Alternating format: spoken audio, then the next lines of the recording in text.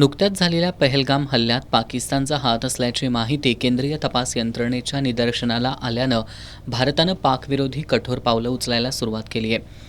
पंतप्रधान नरेंद्र मोदी यांनी आज सैन्य दलाच्या अधिकाऱ्यांसोबत झालेल्या बैठकीत सार्क व्हिसा सवलतीवर राहणाऱ्या पाकिस्तानी नागरिकांनी 48 तासात देश सोडावा असं सूचित केलंय. मात्र अद्याप कोल्हापूर जिल्हा प्रशासनाला असे कोणतेही लेखी आदेश प्राप्त झालेले नाहीत. सध्या कोल्हापूर जिल्ह्यात काही पाकिस्तानी नागरिक लॉंग टर्म व्हिसाच्या आधारे वास्तव्य करत असल्याची माहिती समोर आली आहे. या नागरिकांबाबत काही निर्णय घेतला जाणार हे अद्याप स्पष्ट झालेलं नाही. या संदर्भात विशेष पोलीस महानिरीक्षक सुनील फुलारी यांना विचारलं असता त्यांनी या संदर्भात स्पष्टपणे न बोलता बेकायदेशीरपणे वास्तव्यास असणाऱ्या परदेशी नागरिकांची माहिती घेण्याचं काम पोलीस दलाच्या गोपनीय शाखेकडून नियमितपणे सुरू असतं असं सांगत कुणालाही बेकायदेशीररित्या राहणाऱ्या नागरिकांबाबत कुणाला माहिती मिळाल्यास त्यांनी स्थानिक पोलिसांशी संपर्क साधावा असं आवाहन केलंय.